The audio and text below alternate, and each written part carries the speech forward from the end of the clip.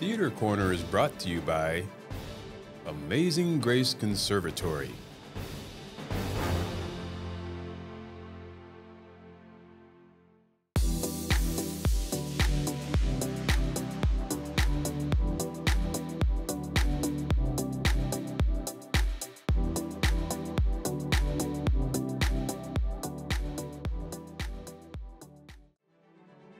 And by Central San Diego Black Chamber of Commerce, The Mental Bar, Jones, Del Cerro Tax, the Westgate Hotel, La Jolla Playhouse, and viewers like you. Thank you.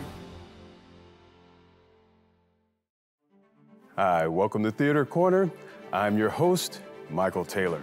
As a lifelong theater enthusiast and a board member for one of the top theaters in the country, I've seen firsthand the positive effects that diversity and inclusion can have on the stage and the theater seats. This interview series was created to share my passion for theater and promote diverse voices throughout the national theater scene.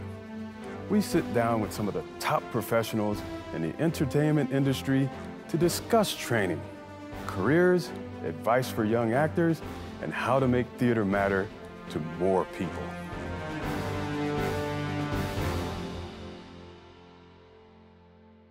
Today, I talk with NAACP award winner and actress Tisha Campbell. Tisha describes how she began her journey all the way from a poor community in North New Jersey, overcoming challenges and her special snack requests for whenever she's on set. Here's a glimpse of a self-made and extremely hard-working Black woman, Miss Tisha Campbell. So, silence your cell phones, folks. You're entering Theater Corner. Tisha Campbell. Ah, you got me. You got me here. Welcome to Theater Corner and welcome to KPPS. Thank you so much. And so it's such a delight to have you here. Before we even get started, there's something special that we have to present to you because we understood that it was mandatory that we have blue M&Ms for you. These are, I don't know. Did you separate these yourself? Yes, we had to hire someone because that's not an easy task. First of all, this is a lie. Oh, really? It's a lie. It's not even a lie. It's a lie. Because Tashina Arnold made it up in a skit that we were doing about ourselves. You know, we often, self-deprecation is our middle names. And so I was like, she made up this thing where I just only like blue M&Ms. I'm that kind of diva. And I don't even eat these things. Oh, okay. It's a mistake on our part then. That's funny. We thought I would have to be absolutely insane to request that. Okay. All right. We figured out you're not insane. Okay, thank you. But you are incredibly talented. Thank you. Which is why it's such a delight to have you here on the show. I'd like to hear about how you get from New Jersey to the heart of Hollywood. It started when I was 3 years old. I was 3. And I began singing with my mother and my dad and in schools and churches and stuff like that. And they always had these local performances. This is pre-Reagan. So there were like summer programs for people in the projects because I grew up in the projects. And so they would build stages. And all the local acts could get up there and perform. I'm talking full-on bands and stuff like that, right dead smack in the projects. Wow. And so I became one of the local acts. And I think I was about 5 years old where I really wanted this color television. And I found out there was this contest happening. And there were no kid groups allowed, I don't think. Oh, no, they were allowed, but not a lot of people were up for it. So I begged my mother, I said, please enter me into this contest. It was a statewide contest, and I didn't win the color television. I won a car. I won the first prize. And I was mad for 2 reasons. One, they put the keys in my hand, and I'm 5, and I'm going, why are they giving a 5-year-old a car? And then I threw those down and ran to go kill my brother because he had my Cheetos. Oh. He was eating them, watching me, and I'm looking at him from on stage. And when they grabbed me back, they put it in my hand, and I actually saw my mother crying and my dad like screaming because we didn't have a television. I mean, we didn't have a car either. Wow. So, that's when I realized that what I could do is help people. So it became my mission to do that. And then I started doing a lot of, off-Broadway, Broadway shows. And I think I was about 11 or 12. Okay, this is bad parenting, Mom, sorry. But 11 and 12, I was about 12, and I convinced my parents to let me go to New York by myself. Oh, jeez. Yeah, take the train, take the bus, take whatever I need to do. No Give way. me $20. Give me $20, and I will make it last the whole entire week, but y'all making me late for my gigs. Wow. And Broadway waits for no man. So back then, I don't know if they still do this, but you would get docked $50 for every 5 minutes that you were late. Oh. Which till this day, I have this thing about being late. Like, I cannot, they theater trained me, right? So, they couldn't get through that Lincoln Tunnel. And so I just said, listen, I'll do it myself. I promise I won't talk to any pimps, anybody like that. I'll, beeline straight for work and come right back home. And that's what I did. Between television and film and the theater, where do you think you feel most at home with? I can't choose. I see. It's very hard for me to choose. Now, my foundation is theater. And once I became 18 and I could afford classes, I started taking classes from Howard Fine. And I've always studied the Stanislavski methods, Uta Hagen and all that. But, and it made me a better actress, I think. At the time, when I first started taking classes with Howard Fine, I was trying to apply some of it to some of the sitcom work. And it depends on the sitcom. You can actually apply all of it. But it's just a quicker rhythm. And you don't ever want to use the word quick when it comes to theater, right? But it's the emotional turnaround has to come with more urgency. As a matter of fact, when in the 90s, when all these comedians were getting these deals on television, I started auditioning for a lot of sitcoms. And I remember this one casting director says, "You need sitcom classes." Oh, really? I go, "Oh, okay, where can I go get those?" She's like, "There aren't any." I was like, oh, man.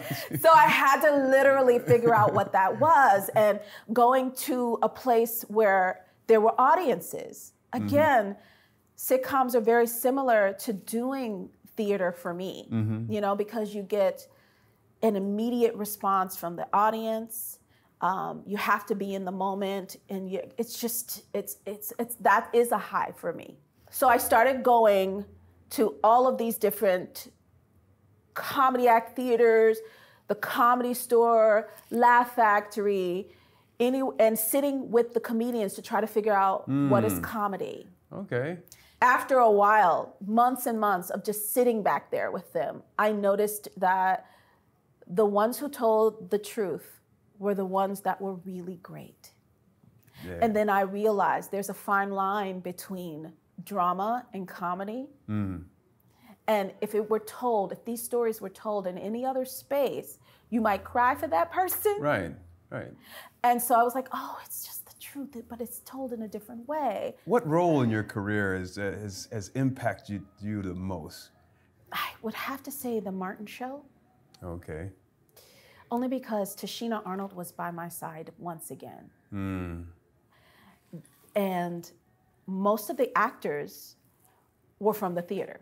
and we surrounded this one person, Martin Lawrence, who was a comedian. So I think I don't know if they did that purposefully, but we all could help the nucleus, you know what I mean? Like, shine bright, because we all had like theater backgrounds. And that's tight. I mean, that's upwards of 123 episodes or so, something like that? Yeah, it was 5 seasons, and our agenda wasn't to be icons. Our agenda wasn't to, last like the Brady Bunch or, be here eons later. We were just trying to make people laugh and forget their problems. And I think that's, we were going to talk about the difference between being an artist and being a celebrity. Right. A celebrity doesn't understand yet. So I always tell people, have patience with celebrities. They don't understand that they're here to serve others. An artist knows that they're here to serve. Okay. That's a servitude. Like, you're helping someone to forget their problems. You can make people laugh or cry or think. You can, like in the Harlem Renaissance, you can, change mindsets. We do it through the arts. And when you do that, you're serving other people. Like, when someone, approaches me and asks for a selfie or something like that, 99.9% of the time, unless it's in the bathroom, I'll do it for you. Or if I don't have my kids, I can't. Okay, right. If I can't see my kids and can't get to them, because I feel like we are communicators of God's word, right? And as communicators, we're saying hello first with our art form. Right. So if someone comes up to you while you're at dinner and just wants to talk to you, there has to be a little bit of patience with that, because you spoke first. There you go. You communicated first. Right. So you can't just, push somebody away. You say, hey, can we do this after dinner? Yeah, cool. But you know what I mean? Like, right, I hear you. We are communicators. When you're serving others, it's a privilege. Right. And I think that's the difference between what makes an artist and what makes Tashina calls them stars. Just like stars fall. Right. Oh, yeah, yeah. Wow. And that's the other thing that one must know, is that, there are seasons with this thing. Yeah. You're just going to have to keep riding that roller coaster. There's ups, there's downs. And I often think of it like a game as well. In basketball or football or whatever, life is a game. Wow. And this is a game. So I don't pay attention to the crowds and the noises, because they're there for a purpose. Right. Sometimes they'll applaud you. Sometimes you will get booed. Pay attention to the people that's on the field with you, that's running the ball with you. They've got the same goals as you. It don't necessarily have to be in the arts. It could be motherhood. It could be love, whatever it is. Like somebody who's running the ball with you. But not the sidelines, especially them cheerleaders that you think are your friends that's cheering you on. Those aren't the real friends. The friends are the ones taking those hits with you. You understand what I'm saying? That's what's up, yeah. So that's how I look at this business as well. And I'm grateful that it may have taken a long time to get to where I am today. It's a beautiful devastation. And I'm just so blessed to have experienced all of the things that I've experienced. The journey's great. It's not easy, It's full of rejection. Yes. Know that. Yes. But nothing can break you unless you let it, and if you're not learned. So I had to learn. Heart, soul, and spirituality is what Dedrick Weathersby explains as the catalyst for helping him embody the character of James Brown on stage. When it comes to playing the role of a legend like James Brown, you have to be able to study and pay close attention. Listen as Dedrick explains what it takes to perform day after day and how he pushes himself to dig deep. So now I got you.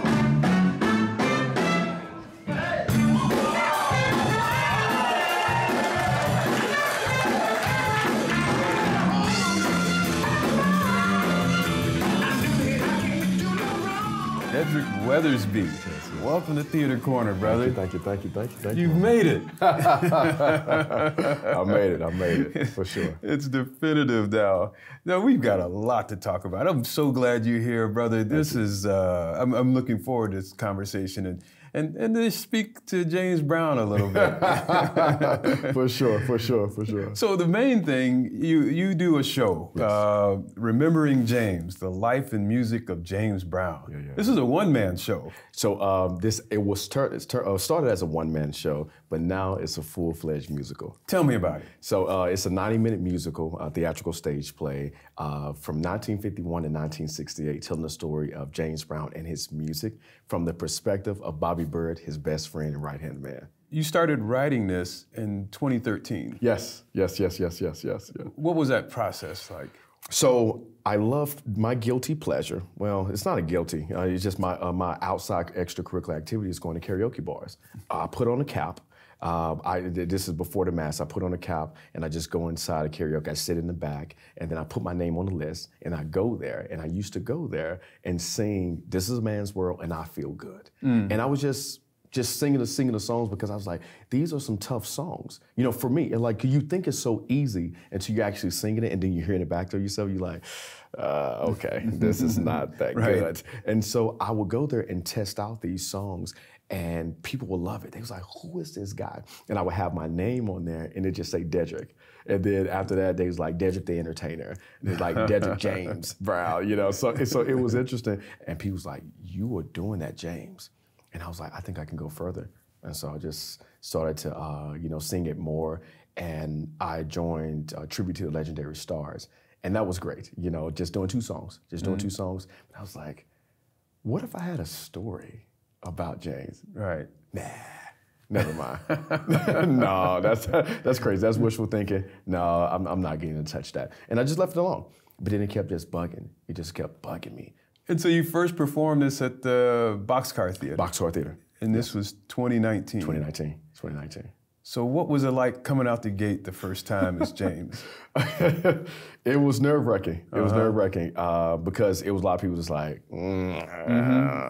First, it's a new show. Yeah. Second of all, James Brown, really? Ain't nobody can do it like James Brown. Right. So who was this young cat? Who was this young guy? No one can do it like it. And I was like, just give it a chance. And then people was like, well, look, this better be right. So you had people that had contingencies within their attendance. They bought tickets, but it was contingent. They was like, look, if you don't bring it, we're gonna talk about you. And we're gonna let people know not to come. And I was like, just give it a chance. And it was a lot of nerves. It was a lot of nerves because I know what I prepared. I know what I had. And I was like, I just gotta put this out on stage. I just gotta do it.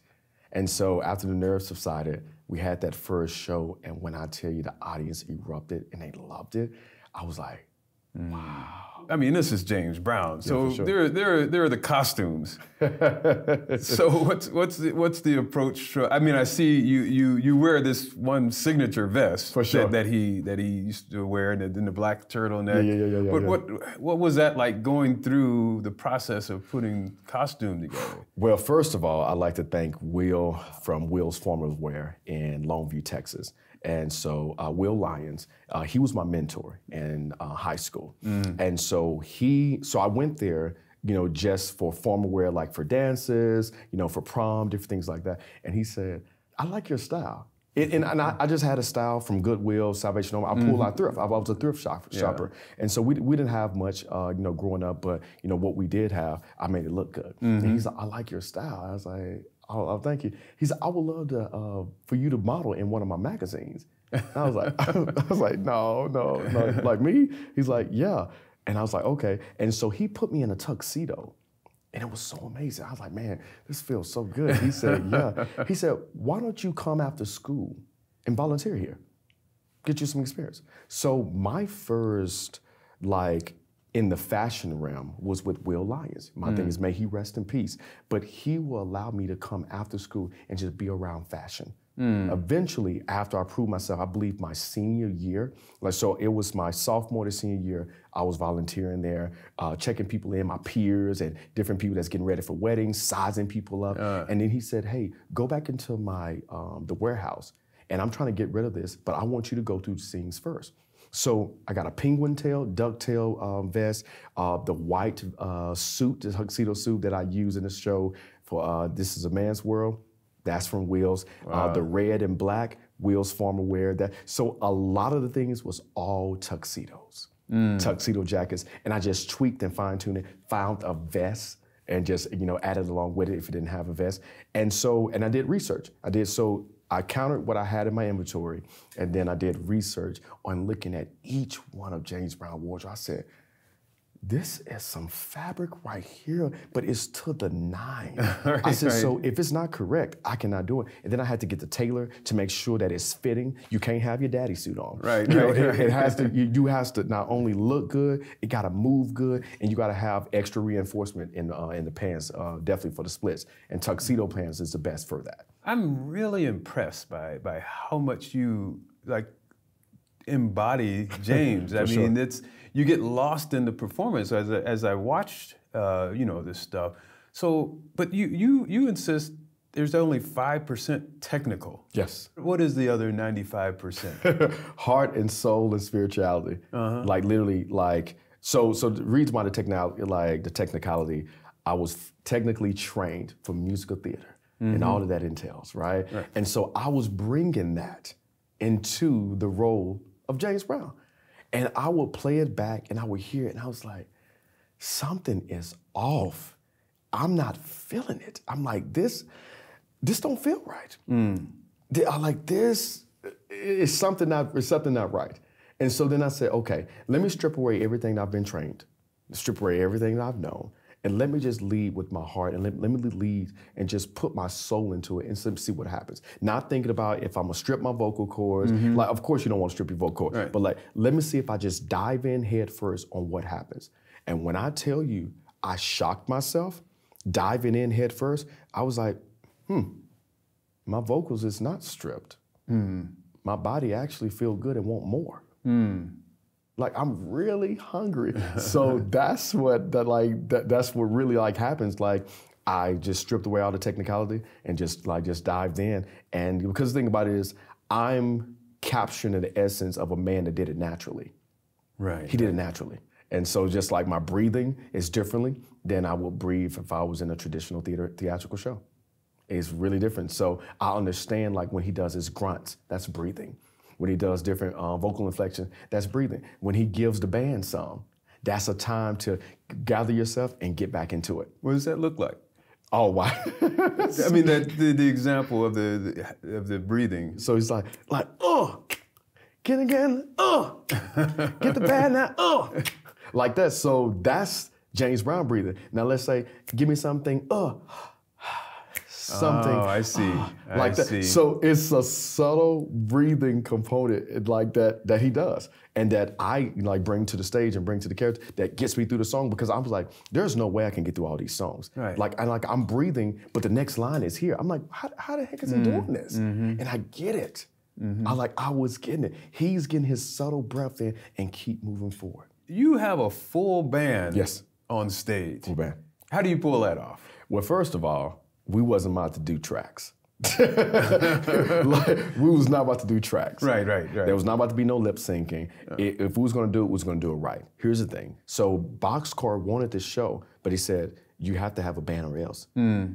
And I was like, I don't have a band. They said, well, we give you a deadline, to find a band. So I was on the hunt to try to find a band. I didn't know where to look. I didn't know where to go to Craigslist. I didn't know the band. I knew orchestra members, but we're talking about a band that can capture James Brown's song and sound. My music director, William Griffin, wow, he was the pianist for Herbie Hancock, and he loves James Brown. He grew up on James Brown, and I went to him with the idea. And he said, are you serious? Count me in. He said, I don't want to know any more details. I know enough. And I was trying to pitch it to him, elevator pitch it to him. He said, I don't need to know anything else. Just give me a week and I'll call you back. He called me back in 6 days and said, I got the band. And I said, are you serious right now? He said, yes, I got the band. And then I came in and I was just like a kid in the candy store. It's 68, there was the assassination, murder of Dr. King. Definitely. James Brown sort of, he played a role in kind of managing, for sure, the fallout. Yeah. And here you are doing James Brown, and then there's George Floyd who gets brutally murdered. Definitely. It was a scary parallel because we got 68 and we got 2020. I was like, but what can I do as an artist? You know, as a person, as Dedrick, I know what I'm feeling. I'm feeling rage. The same way Mr. Brown, James Brown was feeling rage. But what he said is, what vehicle do I have in order to try to bring people together? He came out with Say It Loud, I'm Black and I'm Proud. Because there was people that said, I'm scared to say that I'm Black. I don't like my skin. Because if they killed Dr. King, who am I? Right. I stand no chance, right? So then that's when I thought about it. I was like, what if I do Say It Loud, but have visuals from this day? With your bad self, say it loud. Say it